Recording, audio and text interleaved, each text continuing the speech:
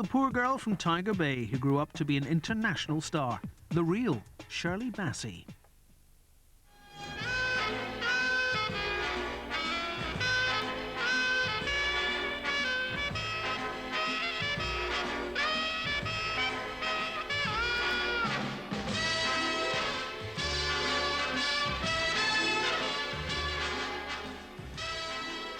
Who's got a good ignition, waiting for dividends?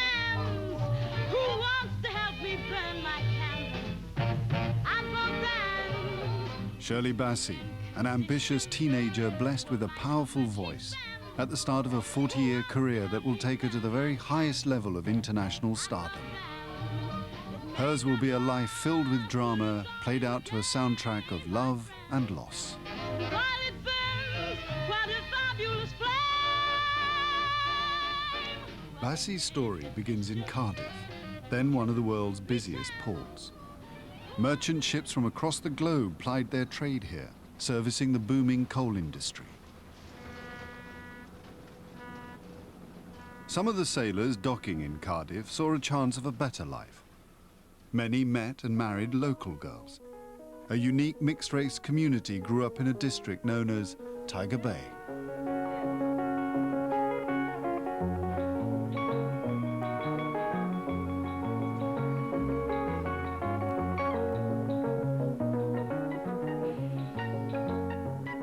In 1937, Shirley Bassey was born here.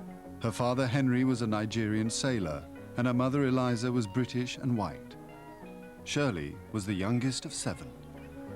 Tiger Bay, of course, was a notorious enclave, but unkindly notorious. It shouldn't have been, because it was a great community.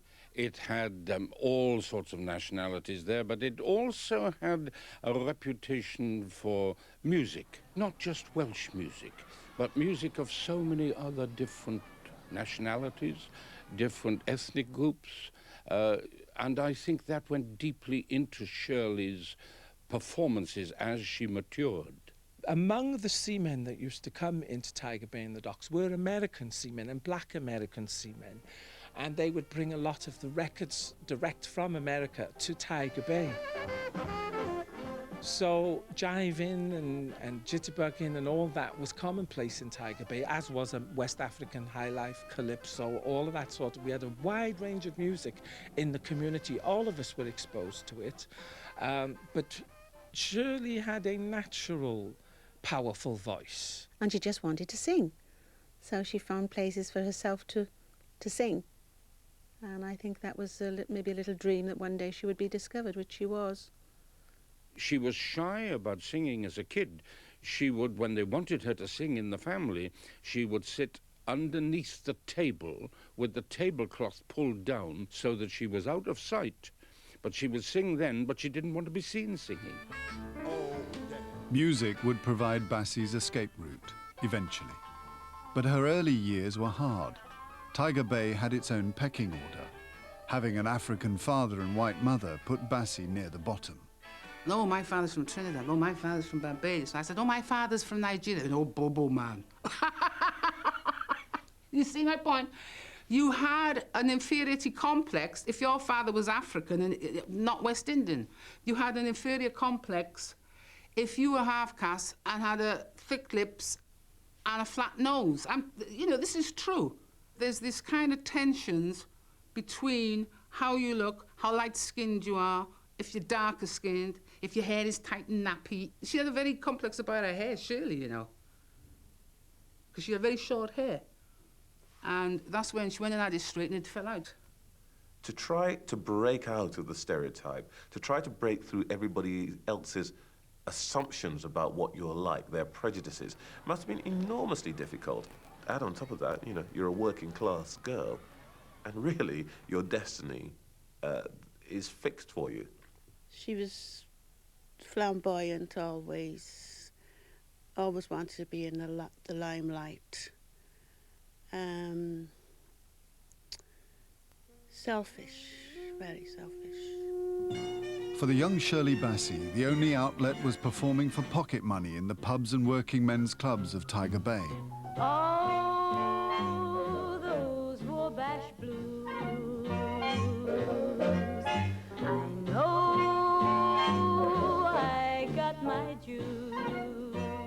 had heard one day about this girl. She was, 15, maybe going on 16. I think it was a pub called the Ship and Pilot. I'd been told about her. Go and see her. She somehow made such a huge impact on that load of drinkers. They were not there for the entertainment, but this girl had been put up, and now we'll have, and let's have a bit of silence for, because here's a young girl what's going to sing now, Shirley Bassey. Love, oh, careless love. You fly right to my head like wine. You've wrecked the life of many a gal, and you nearly wrecked this life of mine. It was an untrained voice. It was a voice of huge impact, but it was a voice that came not only from the body, it came from the heart, almost a cry of desperation. Wyn Calvin was working for a BBC radio show called Welsh Rarebit. Impressed by her raw talent, he invited Bassey along for an audition. It seemed like a fairy story in the making. Shirley Bassey was in the studios for the first time, and I was told not to waste their time with rubbish like that again. The prim and proper BBC slammed the door on Shirley Bassey. But Tiger Bay's multicultural mix was about to work in her favour. If an American show came to Britain and it was an all-black cast, they had to, by the law, hire British black people. And because the children of Tiger Bay came from such multi-ethnic backgrounds, some families had Malay, Indian, as well as African and Irish in the same family. The children were quite extraordinarily beautiful. And so talent scouts were often coming to Tiger Bay looking for Bay girls or boys to be chorus line or background to these American shows. One travelling show that required a chorus line of sexy and exotic girls was Hot from Harlem. Just 17, Shirley Bassey packed her bags and went on the road. From the start, she displayed a side of her personality that would come to define her professional persona.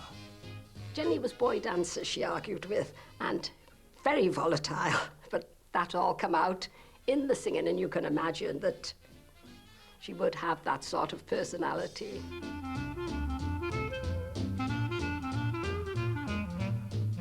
A place in a chorus line selling eroticism in third-rate theatres was a small step. But Bassey's sexual naivety offstage almost derailed her budding career.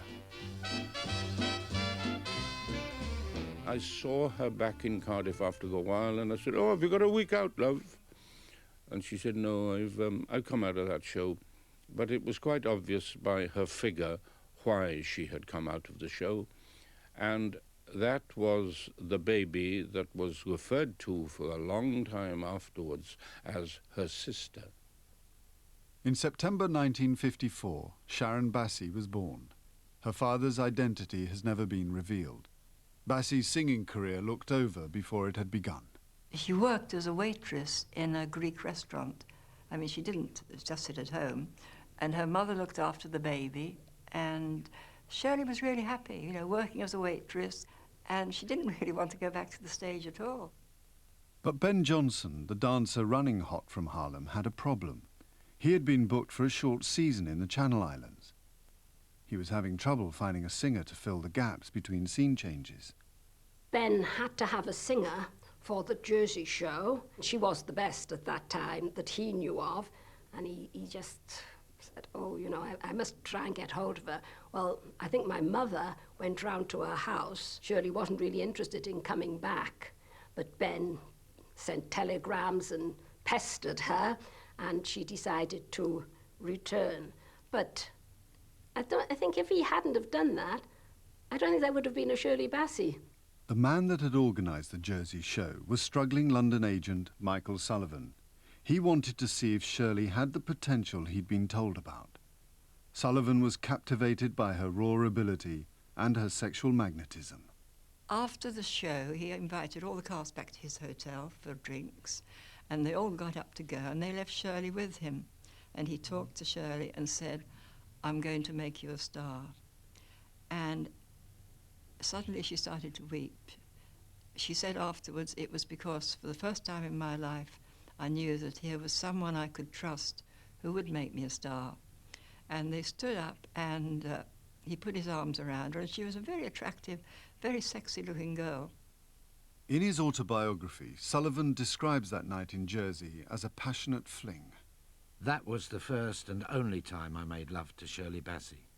That doubting, insecure girl from Tiger Bay was a tigress in her own right. My back was so badly scratched that the following day I phoned my wife saying I had to stay on in the Channel Islands. Then I went to Guernsey for 5 days to let the scars heal. She went to see him, and she came back and she said, he's going to make me a star, and they're going to invest £100 in gowns. And £100 in gowns, you know, that was fantastic. In a working relationship, Michael Sullivan was always the boss, and Shirley was always the little girl from Tiger Bay. He laid down all the things that were going to happen to her. He was going to pay her £10 a week. She was going to live in a hotel, a little place he'd found for her, and he was going to train her, and it would take 3 months, and she must work very hard. She thought, I've got a good voice, why the hell does he want to train me? You know, I can get on the stage and sing, that's all. She was very hard to quell, Shirley. You know, she was a strong character. Michael Sullivan had spent a lifetime looking for a talent like Bassey's. He now had his sights set on the big time. He decided that she was ready for London's West End. Sullivan had a business partner, Leonard Beresford Clark. His wife was a dancer, and she spent time with Bassey during her formative years in show business. As she started to play, you know, good dates, then I think it dawned on her that she could and was going to be a star. Who's got a good ignition, waiting for dividends? Who wants to help me burn my candle? I'm for them. Who's really in condition? Won't mind how much he spends. Who wants to help me burn my candle? I'm for them. Her West End appearances were a huge success. Bassey's teenage innocence, married to her earthy sexuality, was a potent and popular mix. I remember Shirley singing songs like Burn My Candle and lots of things that would double entendre, you know, lots of very sexy, suggestive, provocative songs. And she was great at all that. At the time, it was revolutionary.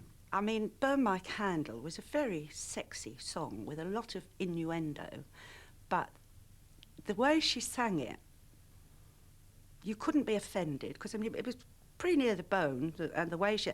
But you still liked her. You could feel that this was going to be something big, no doubt about it. Who has an urge to turn the handle? Open my door and spurn the scandal. Who wants to help me burn my candle?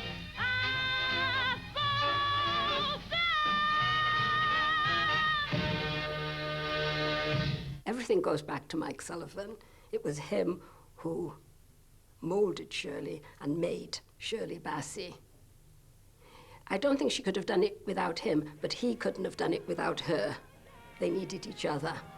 Daddy light and I wanna go home. Daddy light, Daddy light and I wanna go home. Shirley Bassey was Michael Sullivan's product. He knew he had to cash in on her growing popularity. Now he wanted her to take on Las Vegas.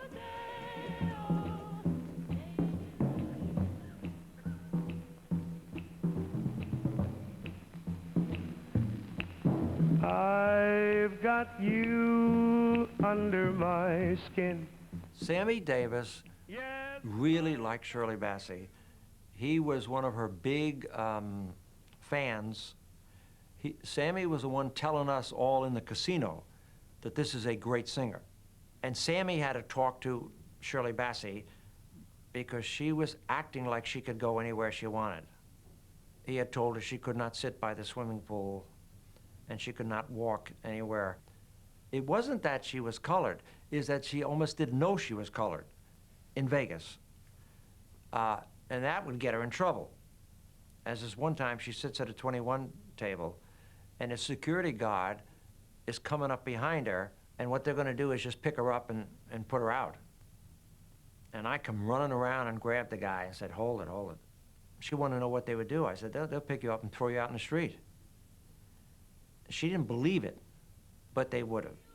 Neither black nor white, for the mixed-race girl from Tiger Bay, the question of identity would remain a complex one. The Bay, it's got people who really didn't have what you would call an identity of who they really are. Are you half-caste? And there was no such thing there as black and proud, honey.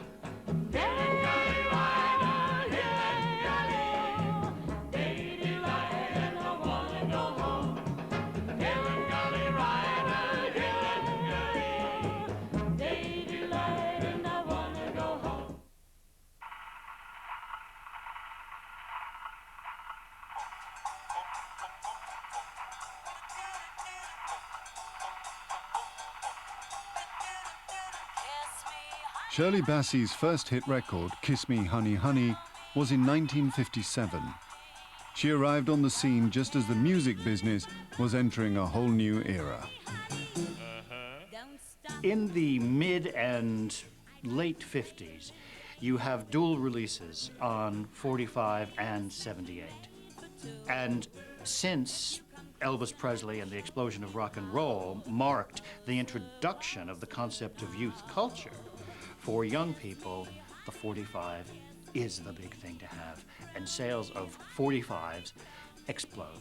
And Shirley Bassey, making her first chart appearance in 1957, is right on the cusp of this change. Songs about sex and her own sex appeal were a large part of what sold Shirley Bassey. Off stage too, she was a magnet for male attention. For some time, Bassey had been dating a young man called Pepe Davis, but as her fame spread, more and more men wanted to be around her. Pepe grew jealous of the attention. He was feeling increasingly sidelined. Don't believe my eyes, they're the coldest eyes, but I'm not so cold. Let me put you right, keeping the temperature so low. This is a work of art. As media interest in Bassey reached new heights, Pepe finally snapped. Down below in my heart. Well, she'd been working at the Bagatelle, a nightclub, and she was staying in the Cumberland Hotel, and she was catching a plane next day to Australia, where Michael Sullivan was waiting for her. And suddenly the door burst open, and this boy, who had been her lover for a long time, rushed in holding a gun. He closed the door, and then he told Shirley he was going to kill her. I mean, the first we heard of it was a phone call in the night. I couldn't tell you what time, probably late at night. He rang up his mother and said, I'm going to kill Shirley. And then he shut the telephone. And she was in tears, crying, and she knelt before him and said, please let me go. And he said, all right, go. We got the car out and went up to the Cumberland, and when we got there, she had been released from the room. And she was very calm, really. Now, whether that was shock or what, but she wasn't tearful. For Michael Sullivan, the show simply had to go on. Despite the events in London, Bassey still made the trip to Australia the next day. Once there, she might have hoped to escape the attentions of the British press, but far from it. For now, the story of Sharon Bassey, the child she'd had when she was just 17, made the front pages. Michael Sullivan had a simple but brutal solution. Mike Sullivan knew about the baby, and he said, oh, you're going to have the baby adopted, or your family's going to have, because, you know, to be a star, you mustn't have a baby. I mean, nowadays, it's a necessity, but then, you know, it was like the baby, as though it wasn't going to come out eventually. and she was very upset. Tired of wondering how, tired of wondering why. Some were born to laugh, I guess, and others born to cry. But Bassey turned Sullivan's request down and refused to allow her daughter to be adopted. In fact, despite the work he'd put into moulding and shaping his star, Sullivan's relationship with her was becoming more and more strained. Shirley was dissatisfied because she had this feeling that she should have all of her money. When she went home to Tiger Bay, people would say, "You ought to be rich now, you should be riding about in a Jaguar, you should be doing this. And what are you? You're still living in a little room." A lot of people put ideas in her head that she ought to be making more money than she was. The relationship erupted one night in London during preparations for a show called Blue Magic. The show was under rehearsal at the Prince of Wales, and it was, it was going to open. And Shirley was dissatisfied, I think, with what Mike was taking as a manager, and I don't know how much that was. But she just gave an ultimatum. She said, this is, as I say, from Mike via my husband. I was told that she'd said, well, if I don't get all of my money, I'm not going to open in the show. I think he still thought of her as his little Shirley Bassey. And of course, she was a competent, confident, wonderful performer by then. And when it broke up, it really broke his heart. And I think probably the devastation was worse for him because in his heart, I think he blamed himself.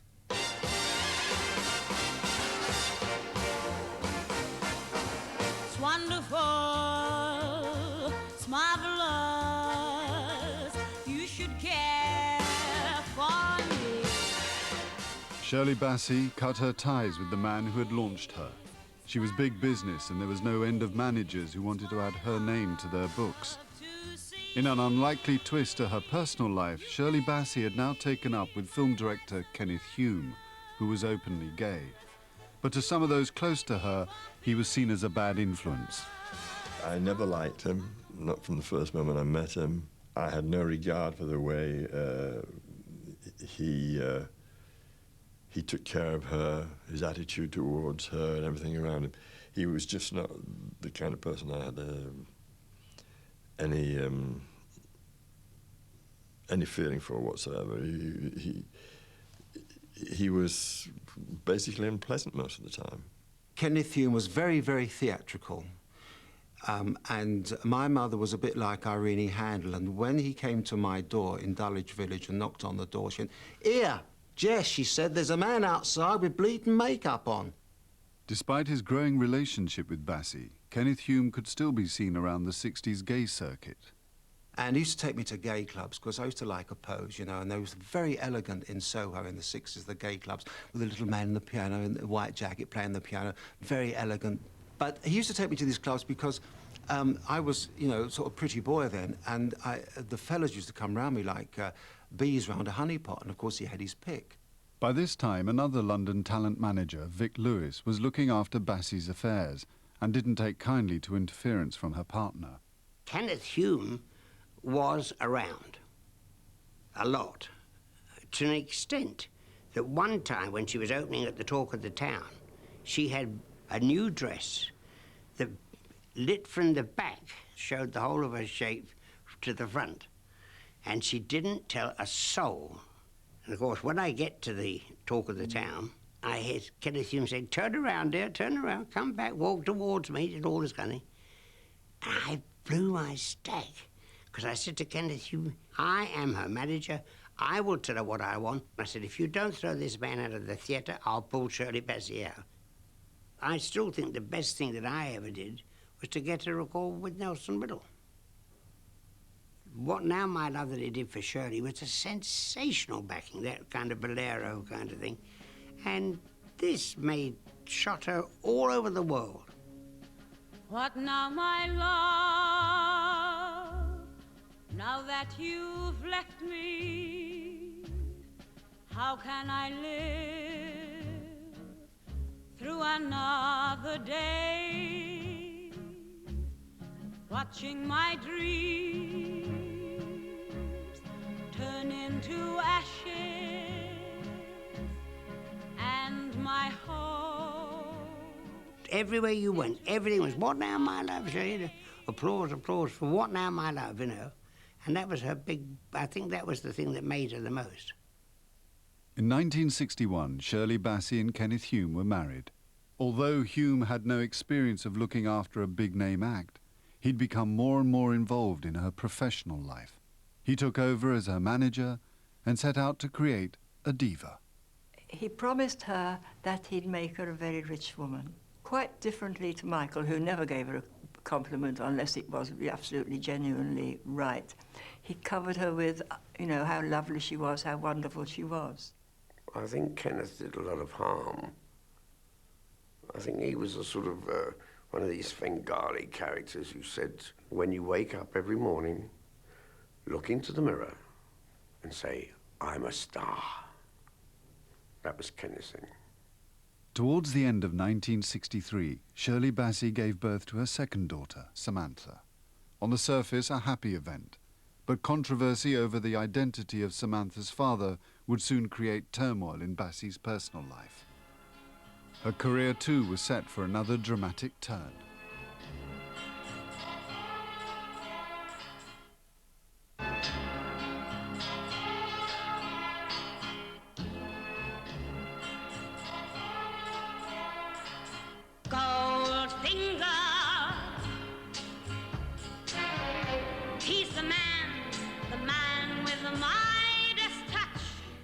I knew her very well, and she said I'd love to do it.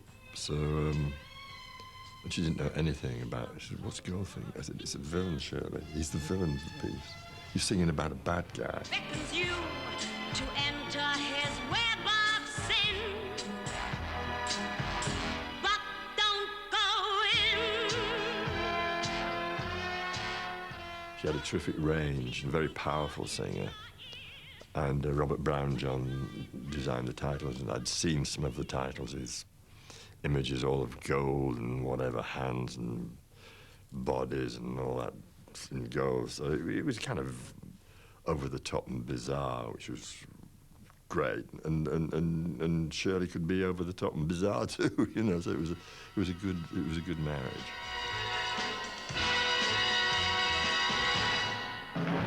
People in this country may not realize that Goldfinger was a #1 album in the States at the height of Beatlemania. This was an absolutely extraordinary thing for a soundtrack to go to #1. And of course, the only vocal on it was Shirley's Goldfinger. Goldfinger cemented Bassey's reputation as a top recording artist. But when it came to finding stability in her private life, she was less than successful. Her marriage to Kenneth Hume now came under pressure as she fell for the charms of a high-profile film star. Peter Finch was a very big star. Shirley met him, and it was straight away a love affair, you know, thunderbolt. They both fell in love. And this man read poetry to her and talked to her and said, we will be the new Vivien Leigh and Olivier. We'll act together. We've got a great future. Everything that Shirley wanted was this man, and he loved her too. But he drank a lot, and also she was still married to Kenneth Hume, and Kenneth Hume, although he wasn't sexually jealous, he was very jealous of losing his star. Peter Finch was on location in Israel and wanted Bassey to come out and join him. The press began to speculate that the two might one day marry. She got out there to this small seaside town in Israel, and it was awful because the whole crew and cast knew this was going to be a flop. But he started to drink, and although he put on a performance, it wasn't good. And Shirley realized Kenneth Hume was right. He was an alcoholic, and she would throw herself away if she went with him, so she left him. But Kenneth Hume was set on divorce. In 1965, a court found that Peter Finch had committed adultery with Shirley Bassey. Whether or not he was the father of Samantha was never proven, but a blood test showed that Kenneth Hume certainly wasn't.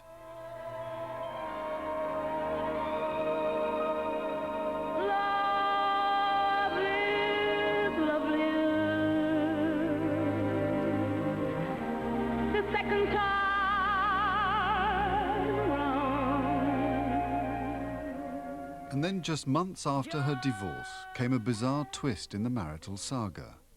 As she opened at the Pigalle Theatre in the West End, and whilst introducing the love song Second Time Around, Bassey announced that she and Hume were to remarry.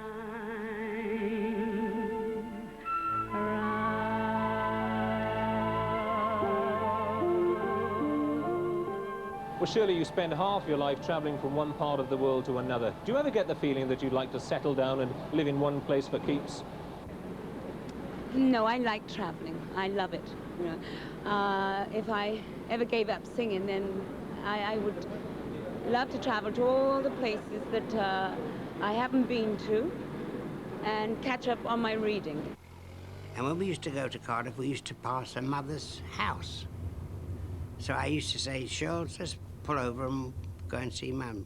Oh, no, she'll come down tonight. They'll all be there tonight. That means the sisters. I said, well, of course they will. They'll come to see you. Well, when they come, you look after them. So I said, what do you mean? They want to come up and see you. I don't want to see them before the show. On a couple of occasions, I ran Shirley, and I'd rush out upstairs, shout upstairs. Your family's here, or tell them I'll see them next week. Well, now, are we likely to see you back in Cardiff fairly soon? Well, not fairly soon, I shouldn't imagine. But I hope it's not going to be as long as 2 years. You know, a year, like perhaps. This time. Maybe a year. I don't overdo it, you know. Now an international jet-setter, Bassey's Tiger Bay days were over. She says she didn't drop her family. They are still invited to parties after her shows in Cardiff. On a trip to Venice and engaged to Hume once more, the couple checked in at one of the city's top hotels. During her stay, she made the acquaintance of the manager. And one day came Shirley Bassey with her previous husband manager, Kenneth Hume, and somehow between me and her started a kind of, let's call it a platonic, you know. The only difference between her and another customer was that we had this immediate, you know, kind of liking for each other. So it was nothing more than that.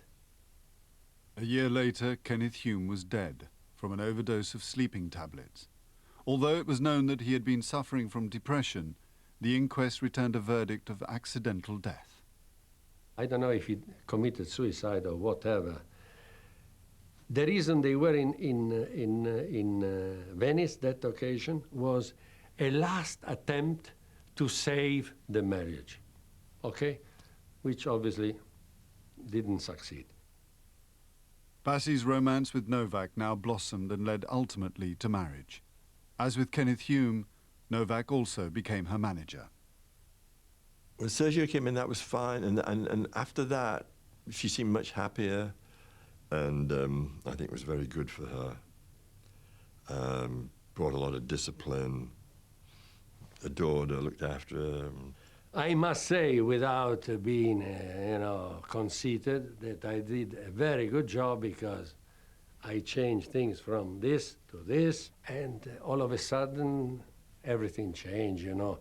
Changed all the contracts with the recording companies, changed promoters, and then she started having the big hits. Diamonds are forever. They are all I need to please me. They can steal, they can tease me.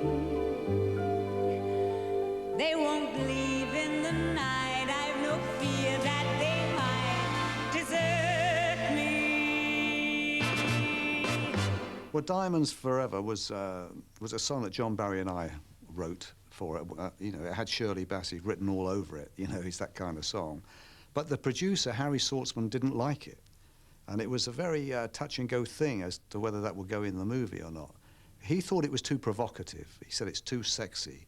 Let's refer to the diamond as if it's a man's penis. So it's a woman singing about diamonds are forever. And undress it. You want to go through the lyric? I mean, when you know that that was the thought, it's really a rather filthy song. But we just substituted the diamond. You know, you couldn't sing Penis is Forever, you know, that wasn't the title of the movie anyway. Diamonds are forever. Hold one up and then caress it. Touch it, stroke it and undress it. I can see every part, nothing hides in the heart to hurt me. I don't need love.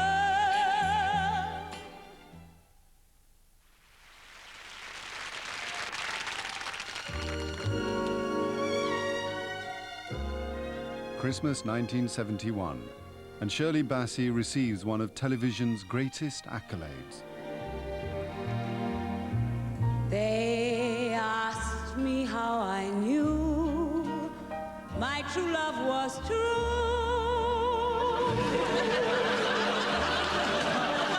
I, of course, replied something inside. The Morecambe and Wise sketch is a classic by their standards, by her standards, by everyone's standards, partly because it shows you how much she wasn't completely wedded to taking herself seriously. You can't imagine sort of comparable diva singers doing that sketch. Barbara Streisand would not do that sketch. It shows how Bassey is tongue-in-cheek and intense at the same time. So I charmed them and I gaily laughed to think they could doubt. Yet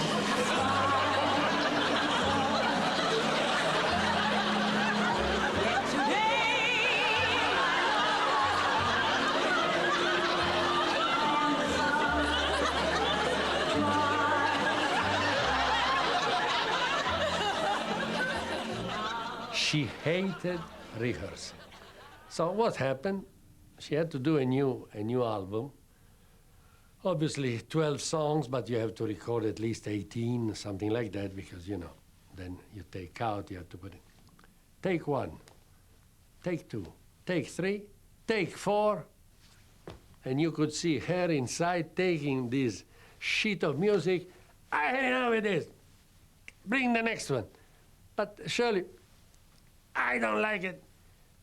So who knows how many hits she missed just because she didn't make an extra take or she didn't rehearse enough. And in those moments, she was not prepared to reason. So better get out of the way, leave her with her secretaries. Then within women, they could. And that was the solution. Let's go shopping. Let's go shopping. Impossible to live with you, but I know I can never live without you. For whatever you do, I never, never, never want to be in love with anyone but you. After 1973, she was a cold artist in terms of single sales. But here is where her ability to command a live audience saved her. Her audience was very loyal because she had cultivated this crowd that loved her dress sense, her gestures. Time to hesitate is through. No time to wallow in the mud. She uses her body to articulate what the orchestra is doing a lot of the time. Like if there's a timpani roll, she'll often do that sort of thing with her hands, and it really hits you right there. Sing, Johnny, one note.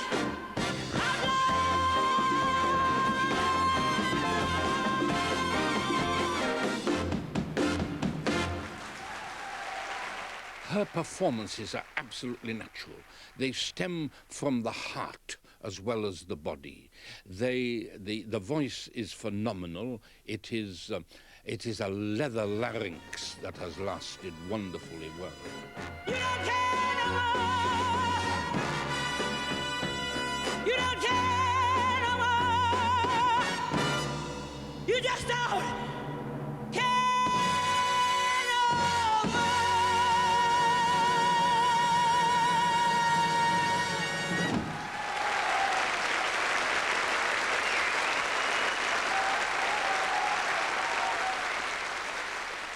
There's a couple of times I've seen her just wanting to scream because of the power of what she does and because of the way she looks and because of the way that she emphasizes what the orchestra is doing. It's very sexual, it's very enticing, it's very glamorous, it's very cinematic.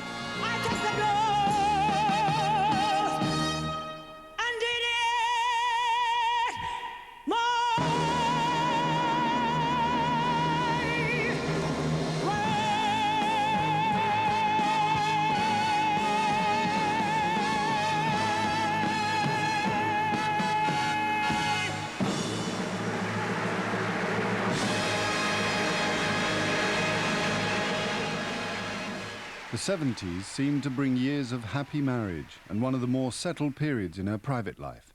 But then in 1979, she became romantically linked with her road manager, Ken Carter. If you should ask me what was the main reason for the breaking up of the marriage, and if I have to answer, the truth is the simple fact that she brought a man in our married life, in our house. And Sergio Novak said, yes, okay. He packed one suitcase, went to a hotel. When you leave with him, let me know. And that was the start of the divorce procedures, etc., etc., etc.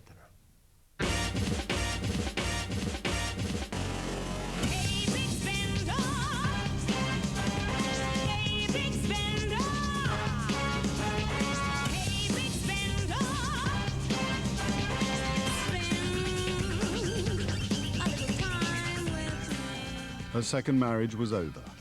In the mid-80s, she made a controversial career move. She joined a number of big-name stars to play Sun City in South Africa during the height of apartheid. The color of her skin would once again become an issue. What I say about it, you have to go back to the 18th century when the white people were taking the black people as slaves. Yes. Okay? And now the white people are complaining. But are you, now you on which tell side me. are you on? You tell me. On which side are you on? Why I'm on no side. I have a black father and a white mother. I see. Thank you very much. Shirley Bassey's decision was clearly a mistake. I would be, and I think I probably was, one of the first to criticize her for that. But I think that we always have to be a bit careful here. Because somebody is a public figure, because they're in the public eye, that does not mean that they are capable of making sophisticated and right political decisions. That doesn't mean they're stupid, it just means they're not politicians. She never felt black in her thinking, in her talking. She never wanted to be involved in all these Luther King, blah, blah, blah. She hated that. I am a singer, I'm an artist, I don't care about politics, about race. So, no, I don't think color meant anything for her. 1985, and tragedy was to strike Bassey's life yet again. She received the news that her second daughter, Samantha, had been found dead in the River Avon.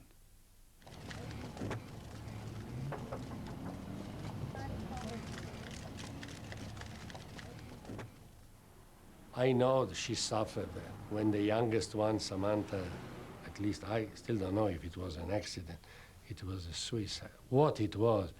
But the fact that losing a daughter at 21 or 21 was a shock.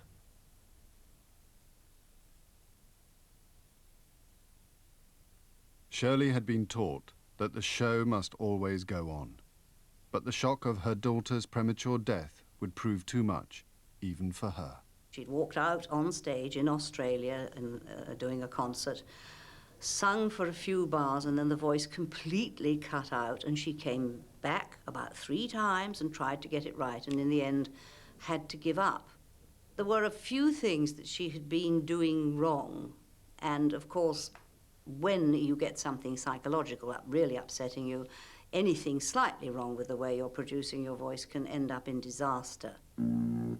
There wasn't very much she needed to know to put things right, but it's apparently, bless her, she says it's saved her life, and it's made a big difference to the rest of her career. The word is about, there's something evolving. Whatever may come, the world keeps revolving. They say the next big thing is here, that the revolution's near. But to me it seems quite clear that it's all just a little bit of history repeating. Shirley is about the campest woman there has ever been. Judy Garland was a gay icon, but she wasn't intentionally camp. She was tragic.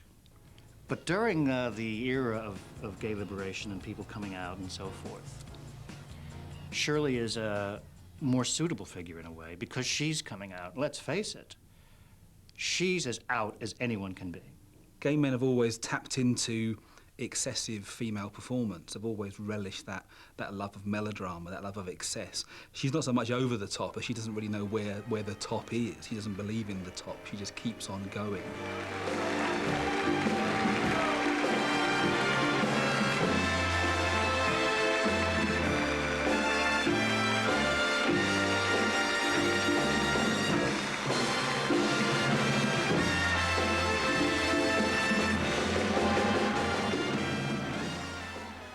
Shirley Bassey. Nearly 50 years on from the pubs and clubs of Tiger Bay, Dame Shirley Bassey still holds her place at the top of her profession. A dramatic life story matched only by the intensity and passion of her performance. Bassey has become a true diva. What I think a lot of people love about Shirley Bassey is that she was pretty wild.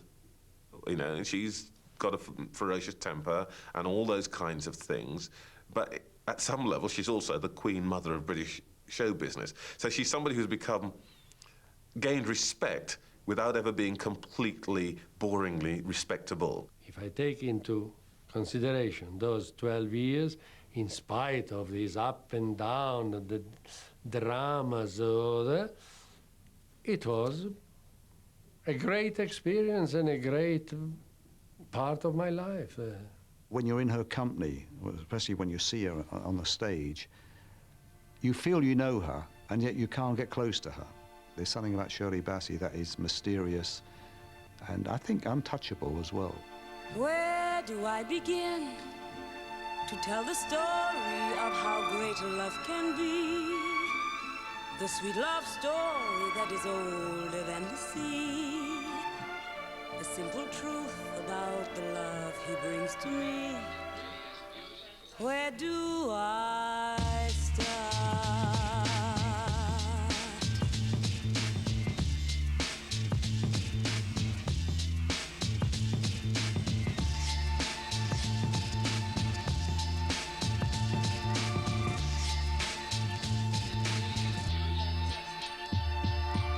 Where do I begin to tell the story of how great love can be?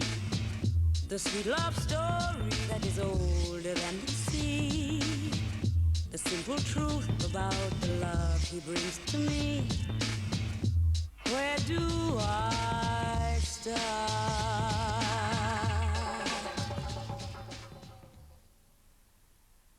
For more fascinating facts about Britain's favourite diva, visit the Real Lives website at channel4.com/